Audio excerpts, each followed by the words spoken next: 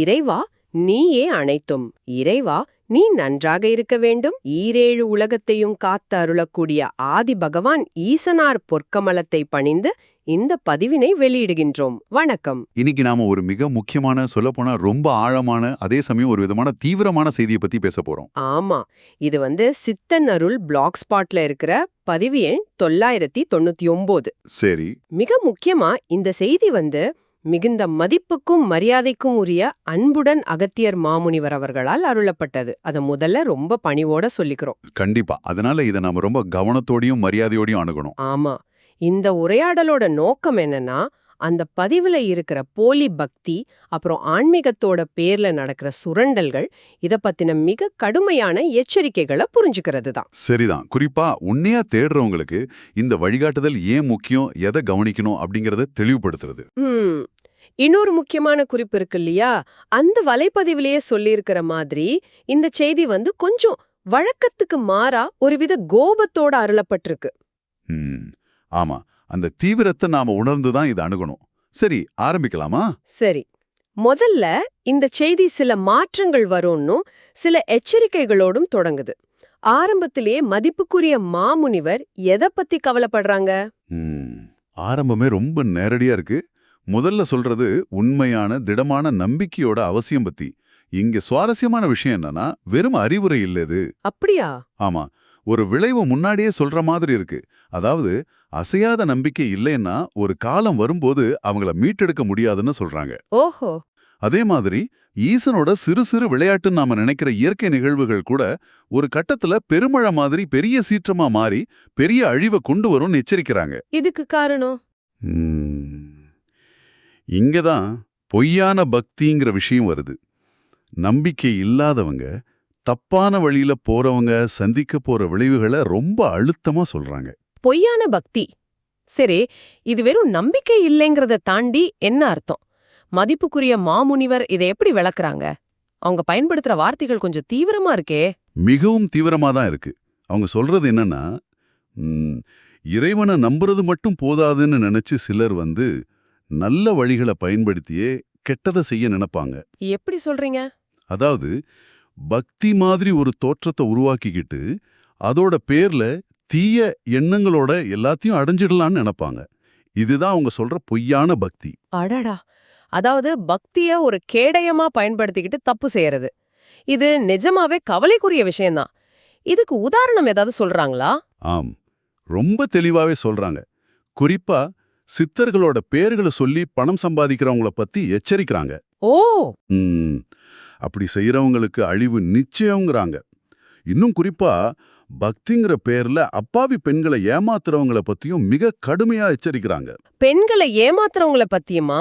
ஆமா, அதுலயும் ஒரு ஆபத்தான விஷயம் என்னன்னா, வழிகாட்டியா வந்தவங்களே சில சமயம் சுயநலத்துக்காக எதிரியா மாறுவாங்கன்னு சுட்டி காட்டுறாங்க. இது நம்பிக்கை துரோகத்தோட உச்சம் இல்லையா? நிச்சயமா. சித்தர்கள் பேரை சொல்றது, வழிகாட்டிகளே எதிரியா மாறுறது, இது ரொம்ப வலிமையான எச்சரிக்கை. அப்போ தன்னோட பேரையே, அதாவது அகத்தியன்கிற பேரையே கூட சிலர் தப்பா பயன்படுத்துவாங்கன்னு சொல்றாங்களா? ஆமா ஆமா, ரொம்ப தெளிவா தன்னோட நேரடி தொடர்புல இருக்கிறதா சொல்றவங்க, இல்லனா பல சித்து வேலைகள் வித்தைகளை காட்டுறவங்கள கூட கண்ணை மூடிட்டு நம்பாதீங்கன்னு எச்சரிக்கிறாங்க. அப்படியா? பின்னர் பல பல வித்தைகளையும் மனிதர்கள் காண்பிப்பார்கள், பின் இனியும் வருவார்கள் மனிதர்கள், யாரையும் நம்பிவிடக்கூடாது. இது அவங்களோட வார்த்தைகள். மேலும் கோயில் கட்டுறோம், திருத்தலம் அமைக்கிறோன்னு சொல்லி மக்கள் கிட்ட பண வசூல் பண்ணி அத அவங்களோட சொந்த சுகத்துக்கும் வசதிக்கும் பயன்படுத்திக்கிறவங்கள பத்தியும் எச்சரிக்கிறாங்க. இது என்ன அநியாயம்? அது மட்டும் இல்ல, அந்த தலங்கள்ல இருக்கிற தெய்வ மூர்த்திகளே அவங்கள அழிக்கும்னு அவங்க சொல்றது. இது ஆன்மீக பேர்ல நடக்கிற பண மோசடிக்கு எதிரான ஒரு நேரடி தெய்வீக தண்டனை அறிவிப்பு மாதிரி இருக்கு. சரி, இந்த மாதிரி சுரண்டலை தவிர்க்கணும்னா உண்மையாவே மத்தவங்களுக்கு உதவணும்னு நினைக்கிறவங்களுக்கு அவங்க என்ன சொல்றாங்க? நேரடியா போய் செய்ய சொல்றாங்களா? கண்டிப்பா. அதுதான் இதுல இருக்கிற மிக முக்கியமான நடைமுறை அறிவுரைனே சொல்லலாம். மத்தவங்களுக்கு நல்லது செய்யணுமா, நீயே நேரடியா போய் செய்யுங்கிறாங்க. ஓ, இது ரொம்ப நேரடியான வழிகாட்டல். ஆமா, இதனால இடைத்தரகர்கள் பெயருக்கு இருக்கிற அமைப்புகளை நம்பி ஏமாற வேண்டியதில்லை. இது நம்ம தனிப்பட்ட பொறுப்புணர்வை வலியுறுத்துது. நீங்க செய்யற உதவி உண்மையா தேவைப்படுறவங்களுக்கு போய் சேருதான்னு இது உறுதிப்படுத்துது. தனிப்பட்ட பொறுப்புன்னு சொல்லும்போதே துறவறம் பூண்டவங்களோட நடத்தைகள் பத்தியும் பேசுறாங்க இல்லையா? ஆமா, அதுவும் இதே கருத்தோட ஒரு தொடர்ச்சி தான். துறவிகளுக்கு எதுக்கு உலக வசதிகள்? 3 வேளை சாப்பாடு போதாதா அப்படின்னு கேள்வி கேட்கறாங்க. ம். இத முன்னாடியே பல தடவை சொல்லியிருக்கிறதாவும் ஞாபகப்படுத்துறாங்க. சிலர் சுகமான வாழ்க்கைக்காகவும் குடும்ப பொறுப்புகளான அம்மா, அப்பா, மனைவி, பிள்ளைகள், சகோதரர்கள்னு இந்த உறவுகள் எல்லாம் துறந்துட்டோன்னு சொல்லிக்கிட்டும் சந்நியாசி வேஷம் போடுறதையும் சுட்டிக்காட்டுறாங்க. ஓஹோ! உந்தனுக்கு எதுவும் தேவையில்லை என்று வந்து விட்டாய், பின்னர் அத்தனை சுகம் கேட்கிறதா? இந்த கேள்வி இந்த முரண்பாட்டை அப்படியே வெளிச்சம் போட்டு காட்டுது. ஆமாம்ல. ம். இது ஆன்மீக பாதையில நேர்மையோட முக்கியத்துவத்தையும் உண்மையான நோக்கத்தோட செயல்பட வேண்டிய அவசியத்தையும் ரொம்ப அழுத்தமா உணர்த்துது. இங்க தான் இந்த செய்தி ரொம்ப கூர்மையாகுதுன்னு நினைக்கிறேன். இல்லையா? மாமுனிவரோட அதிருப்தி, கோபம் ரொம்ப வெளிப்படையா தெரியுது. தப்பு செய்றவங்கள நேரடியாவே எச்சரிக்கிறாங்களே. அவங்களுக்கான முக்கியமான செய்தி என்ன? ஆமா, இது வெறும் அறிவுரையோ வருத்தமோ இல்ல. இது ஒரு நேரடியான வலிமையான எச்சரிக்கை. இந்த மாதிரி போலி பக்தி வேலைகள் ஹிந்து மதத்துக்கே களங்கம் ஏற்படுத்துதுன்னு சொல்றாங்க. ம். ஆனா, அதே சமயம் எல்லா மதமும் சித்தர்களுக்கு ஒண்ணுதான்னு அவங்க முன்னாடியே பல இடங்கள்ல சொல்லியிருக்கிறதையும் நம்ம ஞாபகம் வச்சுக்கணும். இங்க அவங்க விடுக்கிற எச்சரிக்கை ரொம்ப கடுமையானது. ம்.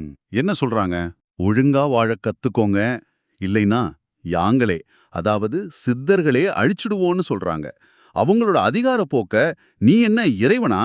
உன்னால என்ன செய்ய முடியுது அப்படின்னு கேள்வி கேட்கறாங்க. மனுஷங்க எப்போதுமே உயர் சக்திகளோட பாதுகாப்புல தான் இருக்காங்கன்னு நினைவூட்டுறாங்க. என் கோபத்திற்கு ஆளாகாதே, நிச்சயமாய் அழித்து விடுவேன். அப்புறம் ஜாக்கிரதையாக இருந்து கொள்ளுங்கள், இனிமேலும் எந்தனுக்கு கோபம் வந்தால் அனைத்தையும் அழித்து விட்டு போவேன். அடேங்கப்பா, நம்பவே முடியாத அளவுக்கு வலிமையான வார்த்தைகள் இது. ஆமா. ஈசனை விட தனக்கு அதிக திறமைகள் இருக்குன்னு அவங்க சொல்றதா அந்த பதிவுல இருக்கே. இது சித்தர்களோட ஆற்றலை பத்தியும் அவங்க கோபத்தோட தீவிரத்தை பத்தியும் என்ன சொல்ல வருது? அந்த வார்த்தைகளோட தீவிரம் நல்லாவே புரியுது. இது சித்தர்களோட ஆற்றல் எல்லையில்லாததுங்கிறதையும் அவங்க தர்மத்தை காக்க எந்த எல்லைக்கு போவாங்கங்கிறதையும் காட்டுது. சரிதான். குறிப்பா சித்தர்களோட பெயர்களை பயன்படுத்தி அப்பாவி மக்களை, அதுலயும் பெண்களை ஏமாத்துறது அவங்களை எந்த அளவுக்கு வேதனைப்படுத்துதுன்னு தெரியுது. அதனாலதான் அவங்க திரும்ப திரும்ப நல்லொழுக்கத்தோட வர சொல்றாங்க. உங்க வேலை என்னவோ அதை மட்டும் செய்யுங்கன்னு. அதாவது உங்க கடமைய நேர்மையா செய்யுங்க, அடுத்தவங்களோட அறியாமைய, நம்பிக்கைய தப்பா பயன்படுத்தாதீங்கன்னு சொல்றாங்க. சரியா சொன்னீங்க. தப்பு செய்யறவங்களுக்கு வேற என்ன விளைவுகள் வரும்னு சொல்றாங்க? சித்தர்களோட பேர்ல பொருள் சம்பாதிக்கிறவங்க மேல தன்னோட பொறுமை ரொம்ப வேகமா குறைஞ்சிட்டு வருதுன்னு சொல்றாங்க. அவங்களுக்கு நோய் நொடிகள் வரும், குடும்பத்துல அசம்பாவிதங்கள் நடக்கும்னு கணிக்கிறாங்க. அப்படியா? அவங்களோட துணிச்சலை நேரடியாவே கேள்வி கேட்கறாங்க. ஏனடா எங்களை மறைப்பொருளாக வைத்து சம்பாதிக்க நாங்க தான் கிடைத்தோமா? யான் உங்களை காப்பாற்றுகின்றேன், நீங்கள் யார் எந்தனுக்கு செய்வதற்கு? நேரடியா சுட்டி காட்டுறதோட சித்தர்களோட பாதுகாப்ப தவறா பயன்படுத்துறதோட விளைவுகளையும் கூட்டிட்டு காட்டுது. கண்டிப்பா. இந்த கோபம் மதிப்புக்குரிய அகத்தியர் மாமுனிவரோடது மட்டும்தானா, இல்ல மற்ற சித்தர்களும் இதே மனநிலையில இருக்கிறத குறிப்பிடுறாங்களா? குறிப்பா மதிப்புக்குரிய காகபுஜண்டர் அவர்கள பத்தி. ஆமா, இது ஒரு தனிப்பட்ட சித்தரோட கோபம் மட்டும் இல்ல. இது சித்தர்கள் மத்தியில இருக்கிற ஒரு கூட்டு அதிருப்திய, ஒருமித்த நிலைப்பாட்டையும் காட்டுது. மதிப்புக்குரிய காகபுஜண்டர் அவர்களும் இந்த மாதிரி போலித்தனங்களுக்கு எதிராக நடவடிக்கை எடுக்க தயாரா இருக்கிறத அகத்தியர் மாமுனிவர் குறிப்பிடுறாங்க. ஓ, காகபுஜண்டர் அவர்களுமா? ஆமா, அழித்து விடுவான் அப்படின்னு காகபுஜண்டர் பத்தி சொல்றது நிலைமையோட தீவிரத்தை உணர்த்துது. அதனால தான் இறுதி எச்சரிக்கை திரும்பவும் அழுத்தமா வருது. பின் ஜாக்கிரதையாய் இருங்கள். இது மென்மையான அறிவுரை இல்லைன்னு நல்ல புரியுது. இது ஒரு இறுதி எச்சரிக்கை, ஒரு கடைசி வாய்ப்பு மாதிரி. சரியா சொன்னீங்க. இது ஒரு கடைசி வாய்ப்பு. சரி, அப்படியானால் இவ்வளவு கடுமையான எச்சரிக்கைகள், இவ்வளவு தீவிரமான கோபம், இதெல்லாம் உங்களுக்கு, அதாவது இத கேட்டுக்கிட்டு இருக்கிற உங்களுக்கு என்ன சொல்ல வருது? இதை எப்படி எடுத்துக்கணும்? இது அடிப்படையில பகுத்தறிஞ்சு பார்க்கறதுக்கான ஒரு சக்தி வாய்ந்த அழைப்பு. உண்மையான நம்பிக்கைக்கும் போலியான தோற்றத்துக்கும் உள்ள வித்தியாசத்தை புரிஞ்சுக்க இது நமக்கு கத்துக் கொடுக்குது. எப்படி? அதாவது வெளித்தோற்ற பக்தி, கவர்ச்சியான வார்த்தைகள், பெரிய பெரிய வாக்குறுதிகள் இல்லனா அற்புதங்கள்னு சொல்லப்படுறத கண்டு உடனே ஏமாந்துட வேண்டாங்கிறது தான் முக்கிய பாடம். குறிப்பா பணம் சம்பந்தப்பட்ட விஷயங்கள்ல இல்லனா வேற எந்த விதமான சுரண்டல் நடக்க வாய்ப்பு இருக்கோ அந்த மாதிரி சூழல்கள்ல ரொம்ப ரொம்ப எச்சரிக்கையா இருக்கணும். அப்படியானால் எதை நம்புறது? எப்படி உண்மையான வழியை தெரிஞ்சுக்கிறது? உங்களோட உள் வழிகாட்டுதலை நம்புங்க. உங்க மனசாட்சிக்கு தப்பா தோணுற எதையும் கேள்வி கேளுங்க. ஆடம்பரங்கள் இல்லாத நேரடியான நேர்மையான ஆன்மீக பயிற்சி, சேவை இதுல கவனம் செலுத்துங்க. ம் ஆன்மீகம்ங்கிறது எளிமையானது, நேர்மையானதுங்கிறத நினைவுல வச்சுக்கணும். மதிப்புக்குரிய மாமுனிவரோட வார்த்தைகள் கடினமா இருந்தாலும் அதோட நோக்கம் உண்மையா தேடுறவங்கள பாதுகாக்கிறதும் தப்பான வழியில போறவங்கள திருத்துறதும் தான். நிச்சயமா. இந்த அளவுக்கு தீவிரமான முக்கியமான ஒரு வழிகாட்டுதலை கேட்ட பின்னாடி இத நம்ம கூட மட்டும் வச்சுக்காம மத்தவங்களுக்கும் கொண்டு சேர்க்க வேண்டிய அவசியம் தெரியுது இல்லையா? மிகவும் சரி. இங்க தான் நாம பகிர்தலோட முக்கியத்துவத்தை பத்தி பேசணும். மதிப்புக்குரிய மாமுனிவரோட இந்த செய்தி உண்மையா தேடுறவங்களுக்கு ஒரு கலங்கரை விளக்கம் மாதிரி. ஆமா. அதே சமயம் தப்பு செய்யறவங்களுக்கு இது ஒரு கடைசி எச்சரிக்கை. இந்த மாதிரி உண்மையான சக்தி வாய்ந்த வழிகாட்டுதல்களை பரப்புறது, மத்தவங்கள போலிக்கிட்டு இருந்து விலக்கி உண்மையான ஆன்மீகத்தை நோக்கி வழிநடத்துறதுங்கிறது மிகச்சிறந்த புண்ணியமா கருதப்படுது. ஓ, புண்ணியமா? ஆமா, சொல்லப்போனா இது ஒரு முதல் தர புண்ணியம்னு கூட சொல்லலாம். ஏன்னா இது ஒரு தனி மனுஷனுக்கு மட்டும் இல்ல, ஒரு சமூகத்துக்கே நன்மை செய்யக்கூடியது. அப்படியா? முதல் தர புண்ணியம். இது ரொம்ப முக்கியம். ஆமா, இத மத்தவங்களோட பகிர்ந்துக்கிறது மூலமா நிறைய பேர் விழிப்புணர்வு அடைய உதவ முடியும். கண்டிப்பா. உங்க வட்டத்துல, உங்க வாட்ஸ்அப் குழுக்கள்ல, ஃபேஸ்புக்ல இல்லனா மத்த சமூக ஊடக தளங்கள்ல இருக்கிற நண்பர்கள், உறவினர்கள் யாருக்கெல்லாம் மதிப்புக்குரிய அகத்தியர் மாமுனிவரோட இந்த ஆழ்ந்த வழிகாட்டுதல் பயன்படும்னு நீங்க நினைக்கிறீங்களோ அவங்களோட தயங்காம இந்த பதிவை பகிருங்க. ஆமா, அப்படி பகிர்ந்துக்கிறதே ஒரு விதத்துல சேவைதான். சரிதா. இது நம்ம ஒவ்வொருத்தரையும் சிந்திக்க வைக்கிற ஒரு முக்கியமான கேள்வியையும் எழுப்புது. என்ன கேள்வி? இன்றைய டிஜிட்டல் உலகத்துல இவ்வளவு தகவல்கள் கொட்டி கிடக்கிறப்போ, பலவிதமான ஆன்மீக வழிகாட்டிகள் வர்றப்போ, உண்மையான ஆன்மீகத்தையும் சுரண்டலையும் நீங்க தனிப்பட்ட முறையில எப்படி வேறுபடுத்துறீங்க? நல்ல கேள்வி. ஒருத்தர் உண்மையான வழிகாட்டியா இல்ல போலியானவரான்னு கண்டுபிடிக்க நீங்க எதை முக்கிய அடையாளமா பாக்குறீங்க? இது நீங்க ஆழமா யோசிக்க வேண்டிய ஒரு கேள்வி. நிச்சயமா. ஆன்மீக பாதையில போகும்போது எச்சரிக்கையோடையும் நேர்மையோடையும் நம்பகத்தன்மையோடையும் இருக்க வேண்டிய அவசியத்தை வலியுறுத்துற ஒரு மிக சக்தி வாய்ந்த செய்தி இது.